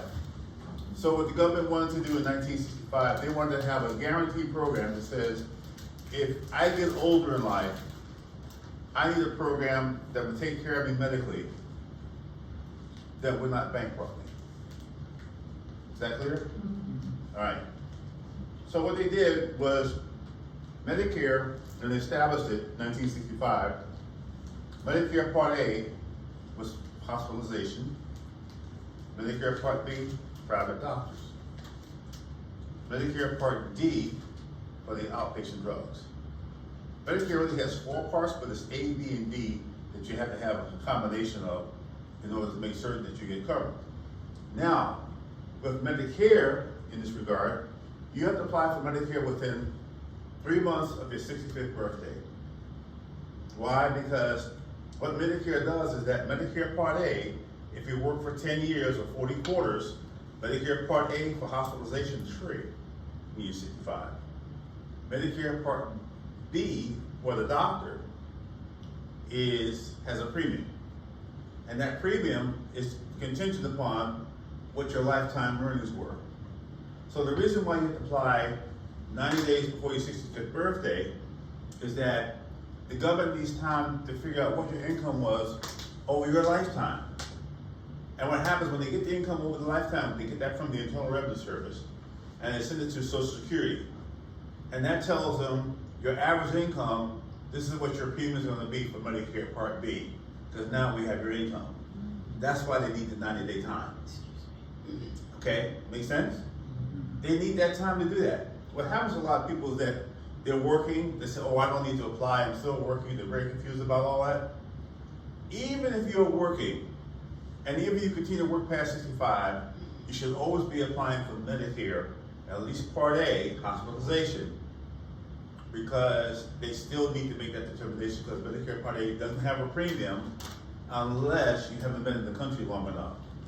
Now, I'm going to tell you how that works. Many people come in as immigrants, and they hit 65, they haven't worked here long enough to get free Medicare. All right? So they have premiums for Medicare Part A if you don't have enough quarters. Okay? And what happens is that that's what we sit down and work with you on. Now, when you apply for Medicare, Medicare contracted with the Social Security Administration so that when you apply for your Social Security, you set up a Social Security account, and in that Social Security account, that's also where you apply for Medicare. It's kind of weird. So you want to get Medicare, but you have to apply through the Social Security Administration. Medicare. A lot of people don't know that. How many people just found that out just now? No crime. All right? You apply through Social Security. So what happens is that our society needs to talk to people like us who do this, not people who have some agenda. You know, we're still the people, Anthony and I, we're still the people that study, that do critical thinking. It doesn't matter what political party you belong to. This is for everybody, right? And that's what we deal with, transparency. This is what affects everybody. So what happens with Medicare, the reason why you need your Medicare, if you're not age 65 or greater, you need to have affordable care. Now, what do they mean by affordable care? The Affordable Health Care Act. It means that the premiums that you pay should not exceed roughly 8.5% of your monthly or annual income. So in other words, if you make $100,000 a year, 8.5% of $100,000 is $8,500 a year. That means that the premium should not exceed $8,500 a year. That's what they mean by affordable. Okay? Has nothing to do with the fact that you got a house and a car and a dog and a pony and those are the bills. It's just a percentage of your income. How many of you are homeowners? You bought that home, the bank says you can afford between 25 to 28% of your monthly gross income. That's deemed to be affordable. And if you don't have any bills, sometimes they take it to 40 or even 50%, all right? So Affordable Care Act came into being March 23rd, 2010 with Obama, and they put that in place to say, we're gonna do affordability based on the percentage of your income. So that's the Affordable Care Act. Medicare says if you hit 65, apply for Medicare, A and B and D for the drugs, and then we'll cover you for the rest of your life. Now there are various variations of programs out there, Medicare Advantage, as they call Medicare Part C, special agents sell those type of programs, you know, and they'll explain that to you. But the most important thing we want you to understand is that as you age or think about things, don't talk to your friends about it. Talk to professionals who are in the business that do it every day. Because there's a lot of complexity even when you apply. If I can close this door here. I'll be done in a minute. Now here's another complexity that goes on. How many people here have Apple products? iPads, things like that? How many people have IBM products? Okay, so let me tell you what happens in government. The government, when they do their websites, they only have so much money to develop the software. The bias is toward the IBM type PCs.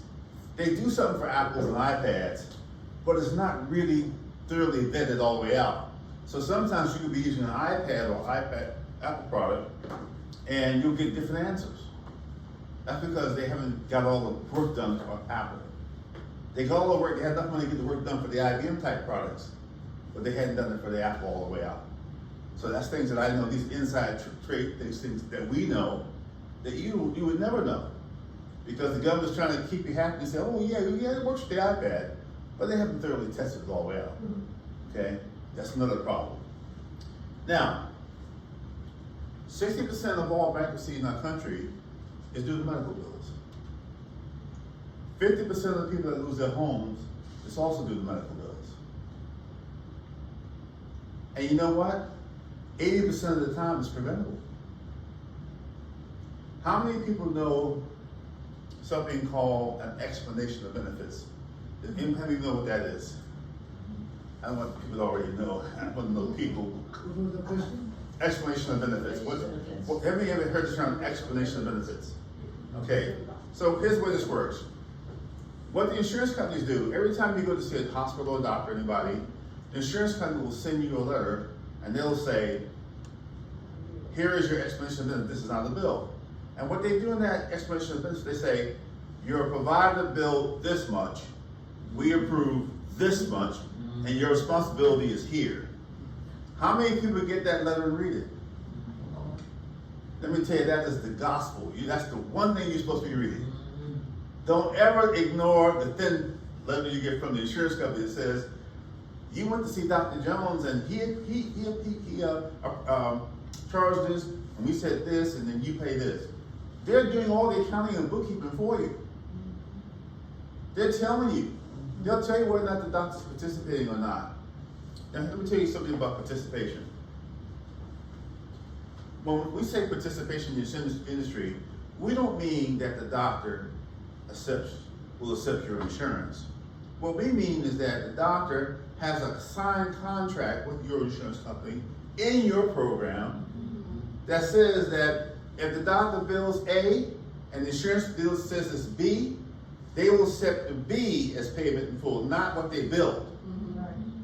All right, that's why this is so important. And then they will tell you, since your doctor's participating with us, you pay C. They line up for you. The other thing you have to remember is that most people are in HMOs, and if you're in an HMO program, health maintenance organization, that means that the doctors are in a certain geography. Like in this area, this is the DMV, right? The District of Maryland, Virginia. So those doctors are participating, they're in that program. Now, if you go down to Spotsylvania County, you're outside the area. In fact, if you go outside the United States, you don't have any coverage. That's right.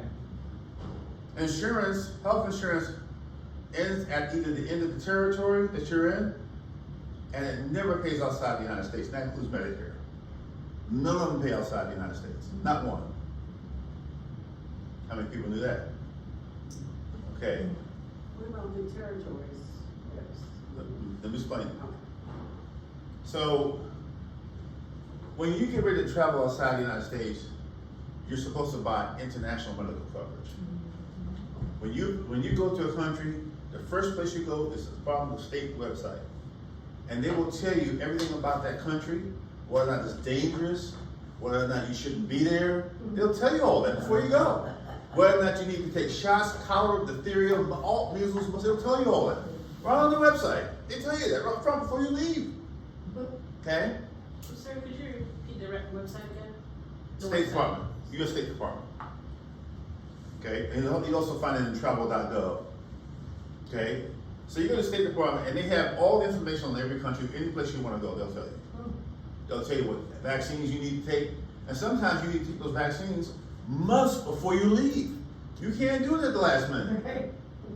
Okay, all that information is on the site free. Here's something else to think about. I'm just giving you the highlights here because I'm going to give you sort of an orientation of how to look at things. In the United States of America, we have something called the EMTALA law, which stands for the Emergency at Risk Treatment Act, that says that in the United States, if you get sick, the hospitals, hospitals, and doctors, they must be able to treat you irrespective of your ability to pay. They must save your life. They don't have a choice. Even if you don't have any money, they have to save your life. The moment you step outside the United States, you go to the Bahamas, you get on a cruise ship, you get in international waters, that law does not exist. And what happens in a lot of countries is that they'll say, pay us first, and then we might save your life. And by the way, we don't accept Visa, MasterCard, and American Express. Yeah, this is what's happening. What? Yeah, we don't accept Visa, MasterCard, and American Express. We want cash on the barrel. And if you know the immigration laws and travel laws, you can't take out more than, say, $10,000, carry more than $10,000 outside the country without some sort of consequence. Okay? So here you are in a foreign country and you contract COVID. Now what are you going to do? They won't treat you until you can pay the bill. And some countries even take your passport. If you can't pay the hospital bill, they will not let you come back to the United States because they will not give you a passport until you pay the bill. Now how's that a heck of a mess? You see why we say some people plan, they fail to plan. You gotta plan in advance. You gotta know where you're going, what you're doing, because these are things that will bankrupt you. That might even land you in prison in some countries. When you hit a cruise ship and they tell you that you're in international waters, the captain is the ultimate authority at that point. We've had people get sick on a cruise ship, have a heart attack, and the captain got them off the ship in 15 minutes in the middle of Mexico, and good luck. That happens to U.S. citizens every day. But if you don't know the rules of engagement, and I'm saying this to you not to scare you, but to impress upon you the importance of planning and talking to those of us who are in the industry, who are industry experts that deal with this every day. Don't talk to Cousin Willie, don't talk to Mary Sue and all your girlfriends, no. Talk to the people that deal with this on a daily basis. You'll be stunned at what you find out, but more importantly, you'll be prepared. So I went to Beijing and Shanghai, and when I went, I'm a diabetic, I had my international medical coverage. I had two types. I had one that would cover me to be treated in an English-speaking facility that was approved by the company for my diabetes. And the second part of my policy is that if there was a coup in China, they would air evacuate my butt out of there. Okay? As you see what's happening in Sudan. You would like to be air evacuated, have your own program to air evacuate you out of there? Right? So even the diplomats have issues. Okay? But what happens is that when we travel, we're thinking about the fun, the sun, the Bahamas, the this, the that, all these kinds of things, but we're not thinking about any type of planning. You see? Huge mistake. Okay? Also, when you're out and you're dealing with rental cars, you always buy the collision damage waiver. Everyone know what the collision damage waiver is? The one where they say it's another $30 a day? Right? Hear that right? Let me tell you a point of confusion. But I have American Express. They said they will pay if something happens to the car. Right? Let me tell you how the liability works. Your auto insurance will pay for the repair of a car if you're traveling non-business. Okay? But the problem is that the rental car company will sue you not only for the repair of the car, but they sue you for lost profits. Your auto insurance doesn't cover lost profits. And because they don't cover lost profits, American Express doesn't cover it, Visa doesn't cover it, none of the credit cards cover it. So when you pay that extra $30 a day, I do it every time I go to St. Thomas, and the car is sitting on the street, because everyone keeps thinking, but I'm a good person, I don't drive, I don't do crazy things. You don't have to do anything crazy. Right.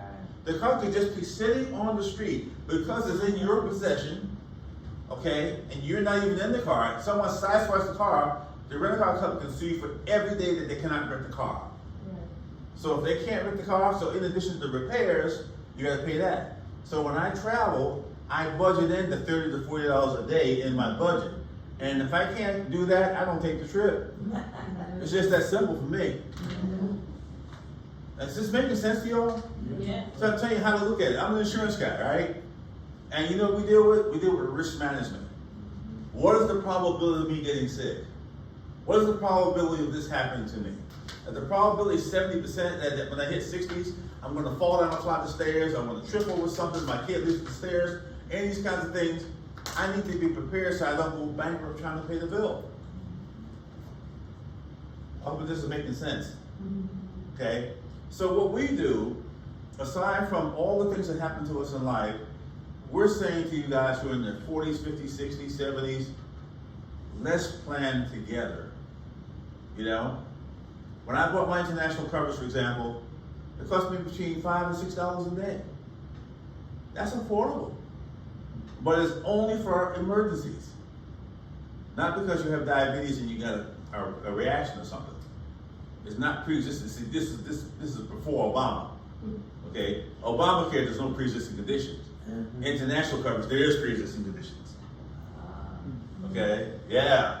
This is why we can't just fall asleep and think, I just bought this or I did that, and I just kind of go willy-nilly here. Because all of a sudden, you could be well off and you could be poor at the same time. And one last thing I'll say, because we really want you guys, we're giving back to our communities. This is what we are doing. We're giving back to our community because we want you guys to win and how to keep yourself away from all these crazy things.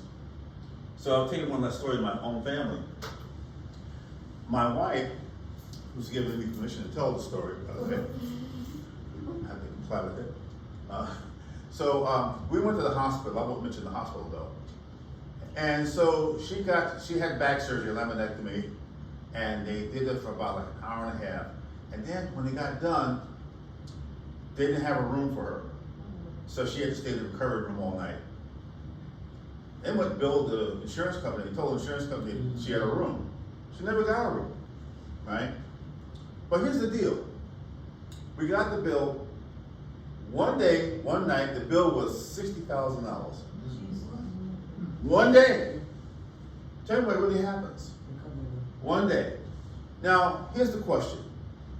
Remember I told you, what should you do if you got a bill from a hospital like that? What's the first thing you should do? Look at the explanation of that. Wait for the explanation of the benefits to come. But what the hospital did, let me tell you how they slicked this off. They're really clever. They rushed the bill to me, right?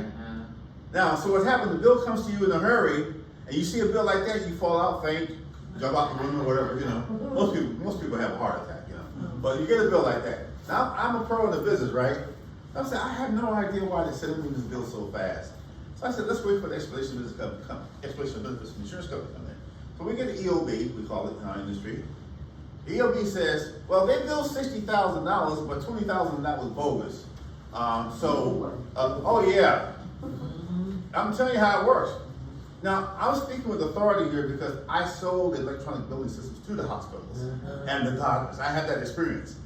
I know how they play the game. They're trying to maximize payment from the insurance company. But you as a consumer, you don't know that that's what's going on. You think that the face value of the bill is what they're really getting billed, and the insurance companies are ripping them off. That's not what's happening. The hospitals and doctors already know they're getting 25 cents on the dollar. That's what's really happening, okay? They know that. And they also know they're supposed to bill within 60 days of the treatment. If they fail to bill within 60 days of treatment, they can lose the entire payment. But see, what happens is that when you sit down in the hospital and we talk to financial managers, you sit there and they give you a clipboard. How many people read clipboard? That's where they get you. They're saying, you were responsible for the bill and blah, blah, blah, blah, blah, blah, all these different things, you know? No, you don't have to be personally responsible for the bill. Okay, because I tell them I will not be responsible for more than what my insurance company says I should pay for my explanation of benefits. Now, I don't go in the waiting room and scream like a banshee about it. I'm cool as they are. I'm like, I will not be responsible. So you write that out? I write it out. I literally write it out. All right, so I was having surgery myself. So what happened was the receptionist said, Mr. Bill, are you done? I said, in a minute. My wife was getting angry with me. She says, why are you thinking about business? You're about to have surgery. I said, honey, look, I know how this works. I will not be responsible. And she said, Mr. Bill, are you done? Yes. So 9 times I wrote I would not be responsible for the bill other than what my insurance company says. I gave it to them. So I handed them my clipboard. They did the surgery. I never got a bill.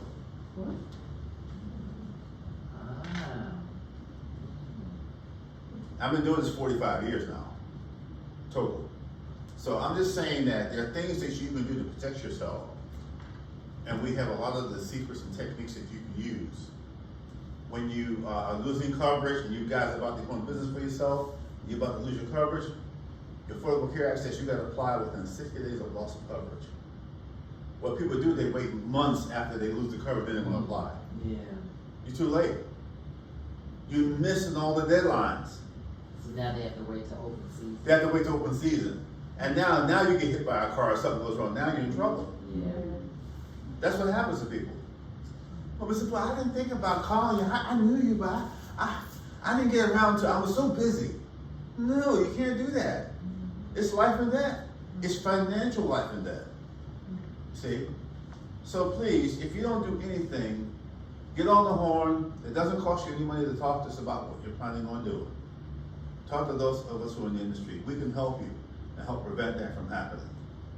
So I want to thank you for the opportunity. I just want to wish you everything. I know Andy covered a great deal of information, but I just want to get your wheels turning to know you want to plan. Don't assume you know it has nothing to do with your intelligence. That's another mistake people make. I can read. I know you can read. But you may not understand what they're telling you. Right. You see? So guys, thank you so much. We look forward to you. Thank you. Just anything you do. Great, you've been a great audience. Thank you.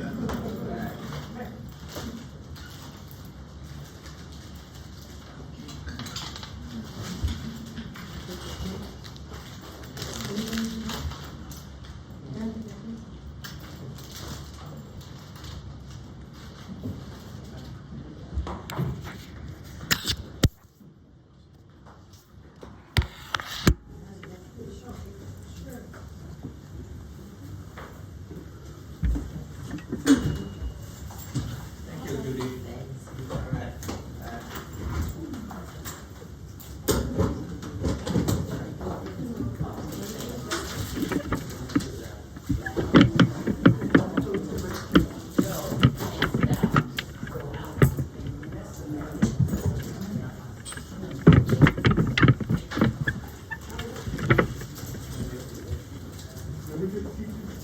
Yes.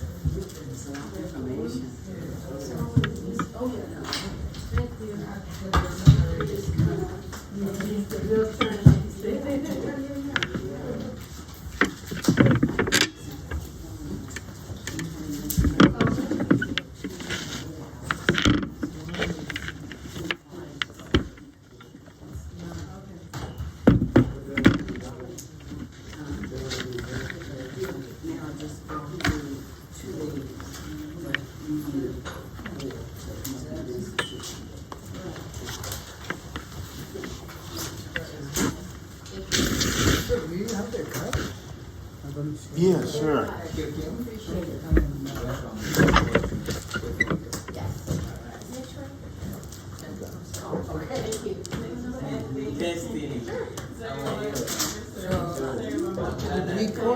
Oh yeah.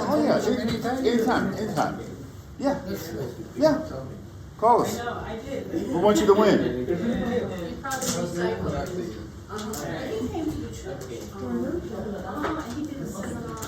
They probably said, you probably one of our. Yeah. Thank you very much.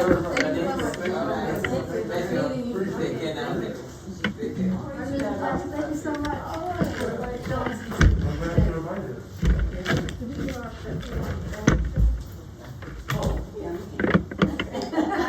Walking to recycle. You want to keep it. Okay, thanks.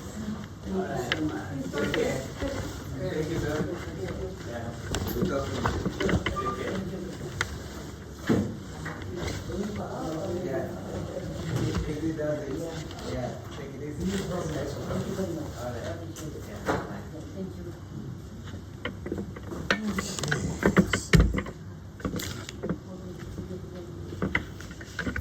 All right. Great job, Aaron.